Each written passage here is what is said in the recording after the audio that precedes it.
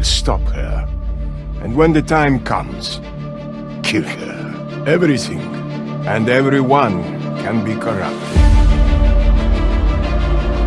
Requiem, find a way to seal the breach. You must stop Valentina.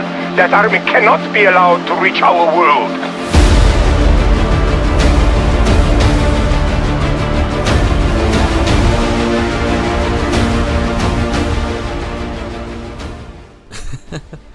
As you guys can tell, I had some fun with the intro, and yes, we are past round 400, and we've gotten here with only the M79/Thumper, whatever you want to call it, and if I switch weapons, you'll see no wonder weapon, no ray gun. We've gotten over 200,000 kills in this game. The rounds now have over 1,000 zombies, and at this point, some of the zombies are even hiding and running away from us. Now, if you're new here, welcome. There's also more zombie content in the COD Zombies playlist on my channel, and let's jump into today's guide. My goal for this video is to outline a very safe and straightforward high round strategy so that anyone who sees this, regardless of skill level, can easily get to round 100 and higher. Additionally, this strategy also doubles as an easy way to get your Dark Aether camo challenges done with your launchers and M79, so hopefully this helps. This spot might also work for some guns like the MG82, MAC-10, PPSH, etc. for high rounds, but I haven't been able to try them yet, so let me know if you do and how it goes. So a couple quick settings things. Now you don't have to do this, but I found aim assist to be really annoying in this spot, so I would recommend turning it off. Also, having your interact behavior set to prioritize interact is helpful for picking up things much faster than the default way. Now the best part of this high round strategy is that all we need is the M79, and it's easy and simple. No Easter egg steps to remember to get the wonder weapon, and no hitting the box countless times for the ray gun, and we can right away just start making progress towards round 100. For the loadout, it's best to have the Ring of Fire,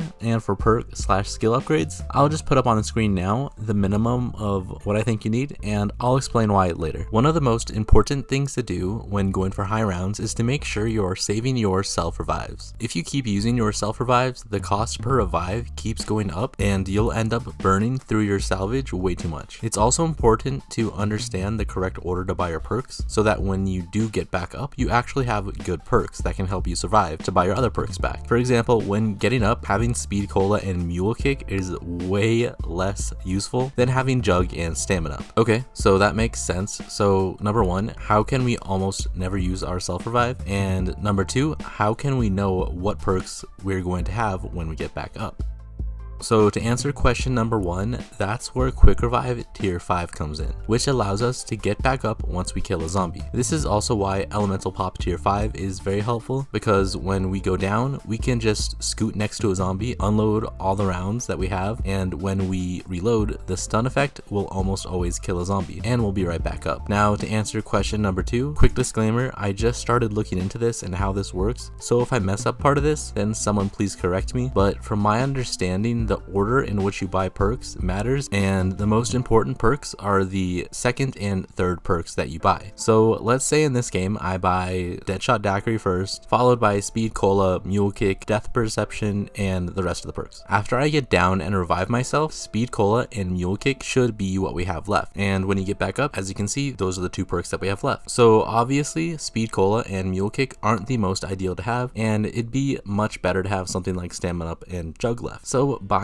these second and third will be much better. Now with that being said, since the spot that we're going to be at is right next to Quick Revive, I actually prefer getting Elemental Pop and Stamina Up second and third, because the combination of these perks is basically like having another self revive. In terms of ammo mod, I've been using Cryo Freeze because Krasny Soldats are weak versus it. It activates every 0.8 seconds, and because slowed enemies take more damage, which seems to pair nicely with the M79 and its knockback effect. But that's really up to personal preference too. Once we get our weapon Pack-a-Punch and have a few perks that we want, we can head over to our spot, and we'll be fine in our spot for the next several rounds until we have like 60,000 points, so we can upgrade everything and get all of our perks. For me, I was consistently able to upgrade everything by about the end of round 24 or 25. And just to be clear, we're going to be going up to the platform across from the Speed Cola machine, aka the Corber rooftop. When we're here, what you want to do is stand right here on the platform next to the zip line and and shoot at the wall there. If you stand as far back as you can, you will not receive any explosive damage, and that's what makes this spot work so well. So for the first about, I don't know, 45-55 rounds, you can literally just do this without even having to move. Mule kick is helpful for ammo, but if you ever run out, simply take the zipline and get some ammo.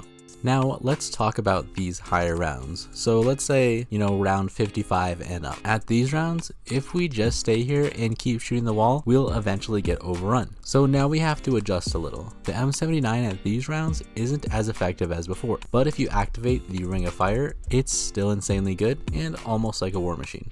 So our goal is simply to use the M79 while we have our Ring of Fire on, and when it runs out, switch to the war machine to charge it back. To refill the Ring of Fire takes 28 kills, and you can usually do this with only a few shots of the war machine. In the higher rounds, if you use a decoy, you might even be able to recharge it in one shot. When you run out of M79 ammo, simply take the zipline, get more, take the other zipline and get another death machine if needed, the next zipline for armor, and go back to the platform, and you're good to go again. Molotovs are also insanely effective in this spot. Just throw them right about here, and you'll usually be able to charge your Ring of Fire with just one. If you end up having trouble timing the end of your Ring of Fire and switching to your war machine, and end up getting hit a little bit like I did here, here's how to time it perfectly. If you are shooting the M79 as fast as it can go, then you're going to want to switch your war machine after you shoot 40 shots. So take whatever number you have, subtract it by 40, and then that's where you want to switch. And then when done correctly, this pretty much times up exactly to when your Ring of Fire runs out. And since we're usually going to be starting with the max ammo at 90, we're often going to want to switch to our war machine when we have 50 ammo left in our stock. And then the next time we activate it, we're going to want to switch around when we have about 10 ammo left. And if there's any ammo on the ground, simply use your war machine to clear out the area, so you don't have to zipline as often. I like to double shot like this, so there's a less chance of getting hit. If you want to kill the zombies a little faster, you can alternate between the wall here, this chimney thing I guess, and you can actually shoot here way off to the left through the metal here. It looks like you shouldn't be able to shoot here, but it turns out that this structure is just an asset and it's not actually solid. So you can shoot right through it and kill zombies that end up piling on the stairs. Now, I've called this one of the absolute safest ways to get to high rounds, but let's try to poke some holes in this and run through some common scenarios that you may possibly go down in, so you can avoid them. First scenario we're gonna go over is going down when buying a war machine. So throwing a decoy obviously will help you here, but if you're trying to save salvage, you don't always have to throw a decoy. So when you turn the corner here, there's basically gonna be three scenarios that you're running to. One is gonna be there's no zombies, and when it's like that, you'll be able to grab a war machine safely basically every time. Now number two, there's going to be a zombie in the back but not in the front. So here you're still safe to quickly get a war machine, just don't wait too long. And number three, there's a zombie in the closest window here. So this is the most dangerous, and if you don't have a decoy, then just skip through and keep going. If you try to buy a war machine in this scenario without throwing a decoy, more often than not you're going to go down and it's just not worth it. So just skip it and keep going. And finally, instead of going to the workbench on the starting roof, you can actually just go down this zip line here next to the quick revive roof, and you'll be able to buy whatever you want here 100% of the time. But from what I've seen, the vertical rappel lines are glitchy, especially in the higher rounds, so I try to use them as little as possible. Now, the second scenario is going to be challenging a mangler in the higher rounds. If you don't have the Ring of Fire on in high rounds and a mangler gets up on the platform, then take the zipline. Even a war machine usually won't kill them fast enough, so if this happens, don't ego challenge the mangler, just take the zipline, get set up again, and save yourself the down. The third reason you might go down is just not timing the M79 war machine swap correctly. Like we've talked about this some already, so just pay attention to it and remember it is better to switch too early versus too late. And finally, the fifth scenario, every once in a while a Krasny soldat will be blocking the path to the platform. Don't panic when this happens, simply just take a left, go down the stairs, and either go up the zipline right away or just run out towards the pack-a-punch and run back up the stairs and you'll be good. Alright, so let's say you do end up ego challenging the mangler, even though we talked about it, and now you're down. Now what? So if we go down, it'll normally be here on the platform. When we do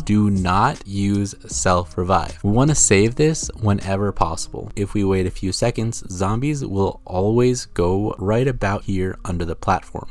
So just wait until they do, scoot close to them, shoot your pistol until it's out of ammo, and you'll almost always get back up right there. If you don't, you might have to do it a second time, but then you should be good. Now, if you got downed near the crafting table, then they'll group up right in front of Tombstone. Now, once you're back up, take the zipline here. You can either grab quick revive right away or get it after grabbing armor. I prefer grabbing armor first. So I take the zipline to the right, throw a decoy, and grab monkeys/decoys. I like monkeys because they last longer. Then go grab armor, go back up the platform, get quick revive, go down the zipline here, grab a war machine if I don't have one already, and then head out towards the Wonder Fizz machine. Once I get close to the zipline, throw down the monkey. If you can grab all the perks quickly, then go for it. If not, simply throw down another monkey once you get to the top and you'll be good. Once we have all our perks, we're good to go, and we can just run back up the stairs or take the zipline and be back at the platform. We'll have all of our perks with self-revive, with a war machine, and we are ready to go. Now, if you're specifically just going for the RPG and Cigma launcher camos, then we're going to change up the strategy a little. The RPG, and especially the Cigma, get kicked up so much when shooting the wall that it makes it kind of annoying to deal with. So all we're gonna do is step up slightly, stand here, and shoot a little to the right of these chimney things, I guess, and we can basically do the same strategy here. The drawback of standing a little bit forward is that sometimes the disciples will damage you from behind, and you're also more vulnerable to attacks from the Krasny Soldats. But yeah, you can see that both launchers are also very viable here, and if you get some good RNG and end up getting all three launchers in the same game from the box, then I don't see why you couldn't complete all three sets of camo challenges in one game. Now, the only camo challenge that you might be worried about is the kill 5 zombies with one shot 50 times challenge, and you should complete this naturally with the strategy, but if you're having trouble, then combining decoys plus the Ring of Fire should do the trick. Insta-kills will also help you immensely with this challenge. One of the original draws of this strategy was that you didn't need a wonder weapon or a ray gun, but if you do want to use them here, then you definitely can, and they can help you go a little bit faster. What you want to do with the ray gun is shoot right about here. In high rounds, you will get overrun without the Ring of Fire, so we're still going to be using the war machine to earn back our Ring of Fire. Now, if you also have the wonder weapon, I know that usually the base weapon is considered the best, but in this spot in particular, I found that the Seeker variant was my favorite, and I would use this to get back my Ring of Fire. I would just purposely not use all the ammo for it, and then just go and buy some for it back when I ran out. Since I just found this spot, obviously I haven't had the chance to personally try this with multiple players, but I definitely can see this spot being great with multiple. You could have one person shoot off here to the left through the asset, have one stand here at the Cigma spot, and have another stand about right here. If you have a fourth stand there, they won't all go up the platform in the same spot. Some will go up about here, but the Cigma person should be able to help out with that. And if not, you could even have maybe someone try to be at Speed Cola at the zipline there and just about and come back out too when they get overwhelmed. I'm sure you guys will find something fun with that. And if you guys get ray guns / the wonder weapon, just focus on the spot that we talked about right about there, and they should work really well. I'm sure you guys have heard of the power room strategy for high rounds. So how does this spot compare to it? Is this spot faster than the power room?